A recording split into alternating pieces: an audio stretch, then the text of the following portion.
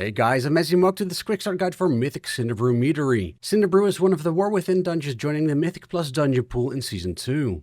The first boss is Brewmaster Aldryr. Keg Smash is the tank buster of the fight. In addition to tank damage, it'll knock you back and leave puddles on the floor. Don't stand in the puddles.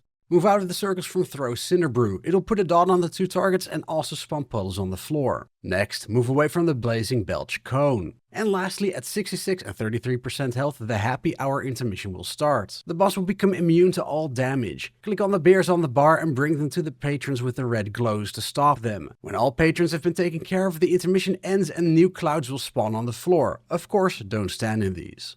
Up next is Ipa. Before you start, do yourself a favor and clear the trash in the entire room so that you have more space to move around. When Spouting Stout is cast, move out of the circles, stun and kill the ads that spawn, and when the ads die, don't stand in the puddles that leave behind. Don't let the ads reach the boss or they'll give the boss a shield. Tanks, you'll likely need to move the boss away from the ads as they won't die instantly. Furthermore, if you don't kill the ads quickly, they'll get a 300% movement speed increase. And on Mythic, the ads will respawn once after their puddle fades.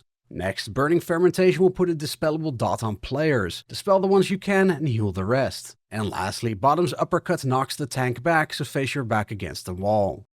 The third boss is Benk Buzzbee. Snack Time will cause barrels to spawn that spawn ads. Kill the ads and then click on them to mount them. Point the bee towards the barrels and use the ability to shoot the bee at the barrels to destroy them. A bee can destroy multiple barrels at once, as long as they're in a line. Now don't stand in the swirls that spawn when the barrel is destroyed. Next, Honey Marinade will put a circle on the tank. When the debuff expires, a fire puddle will spawn. Tanks try to drop the puddles off to the side of the room. Don't stand in the puddles and don't let the bees stand in them either. The bees will heal, get 50% haste, and become immune to crowd control while they stand in the puddles. Lastly, Fluttering Wing will push you back and deal AoE damage, so use a personal cooldown to help your healer.